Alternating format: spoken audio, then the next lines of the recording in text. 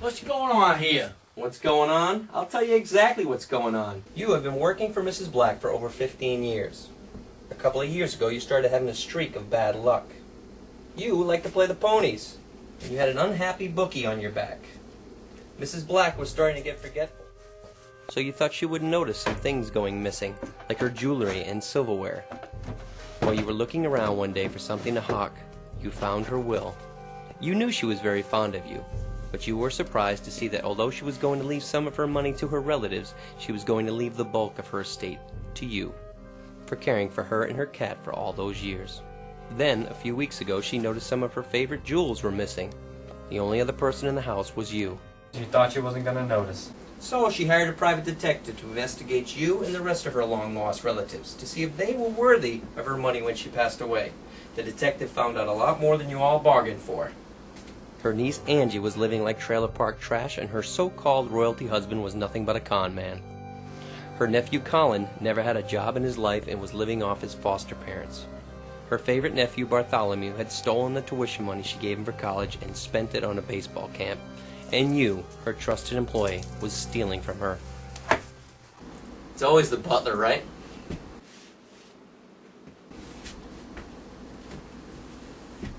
The day the rent-a-cop arrived, you eavesdropped outside her door. You heard her say she was going to fire you as soon as she could find a replacement. And change her will, disinheriting all of her relatives and you, leaving all of her money to her cat Howard. You had to work fast. You got lucky when the old lady asked you to videotape her messages to her niece and nephews, and she asked you to mail them. You now had the addresses of all the family members. You had to kill the old lady very soon, but you would have been the chief suspect unless you could pin it on someone, and the best way for you was to assume one of their identities and do everything you could to make him look guilty, taking the blame off of you. None of the family members have seen each other for a very long time, so they wouldn't recognize what one another looked like. So once again, luck was on your side. You couldn't impersonate a woman, so Angie was out, and Colin was too young.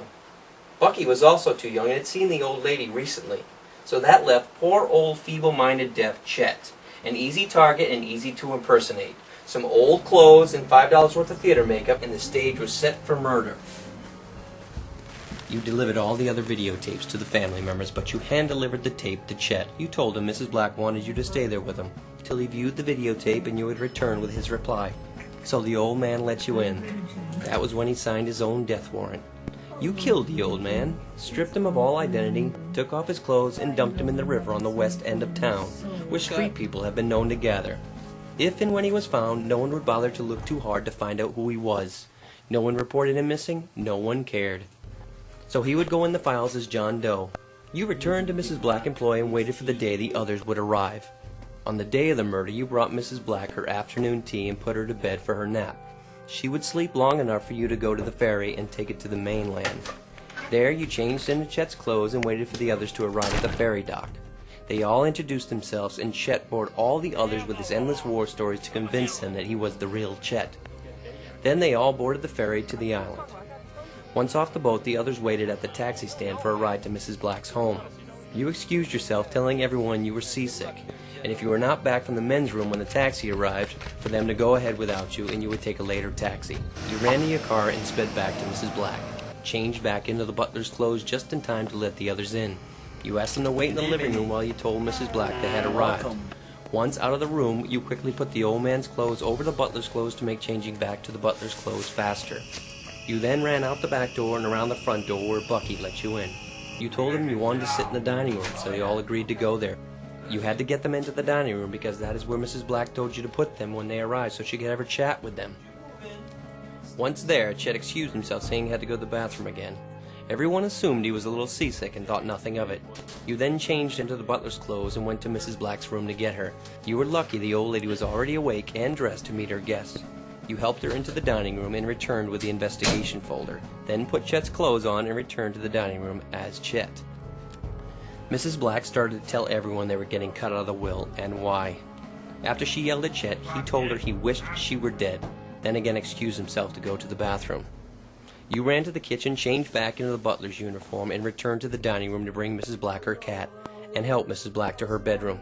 You told Mrs. Black the ferry was not going to return to the mainland till morning, because you had to have the others stay that night, in order for the plan to work. You never took Mrs. Black back to her room. Once out of sight of the others, you strangled her and her cat.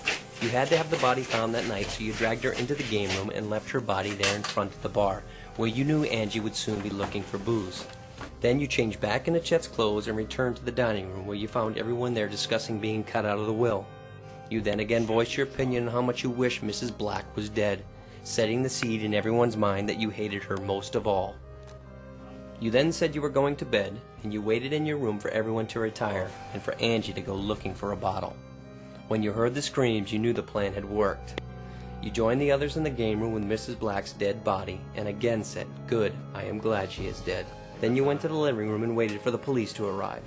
We took everyone into the dining room to interview them. After we interviewed Chet, you once again excused yourself to go to the bathroom and ran out the back door, never to return, making Chet the guilty party. You know, this state still has a death penalty, dirtbag. Hey.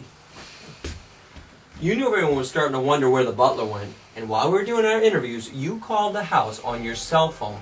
You asked for Mrs. Black, saying you wanted to tell her you got the cocoa she sent you to the store to buy, but couldn't return to the house till morning because the roads were flooded. That way we would stop wondering where you were. You were thinking you were off the hook. You couldn't have killed the old woman because right before you put her to bed, she asked you to go to the store and get her some nighttime cocoa. You would then return the next day to interview with the police as James. The police would be looking for Chet and find no one. You would inherit $14 million, and no one would be the wiser. Nice plan.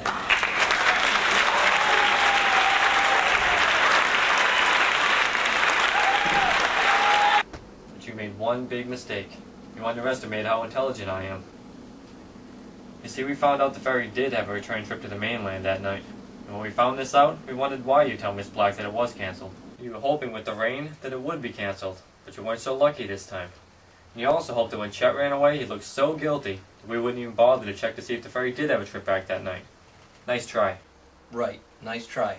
But you don't get to pass go, you don't get $14 million, and you get no get-out-of-jail-free card. This time, Spanky. Cuff him, Dano. I don't need cuffs. Let's go. Take it easy, Funkhauser.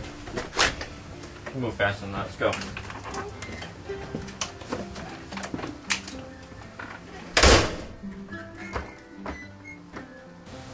Well, another Lewinsky brings them to their knees. You know, Ed, I gotta be honest. The jokes are killing me.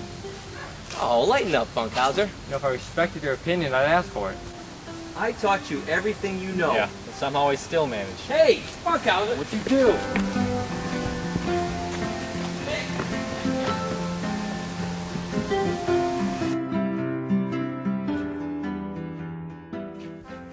Jerry, the butler Jones, remains at large. He is highly dangerous and preys on the weak and feeble-minded. Detective Funkhauser was dismissed for conduct detrimental to the force. Against the advice of his friends and family, Detective Lewinsky left his wife and kids behind to follow in the footsteps of his idol, comedian Chris Rock. Angie is now engaged to a man claiming to be the heir of Jiffy Pop popcorn, saying microwave popcorn is just a passing phase. Bucky has spent the last 6 months on house arrest for trespassing 9 times during Red Sox spring training workouts. Colin was denied unemployment, therefore unable to fulfill his promise of breast augmentation. To this day, Colin has still not gone on a date.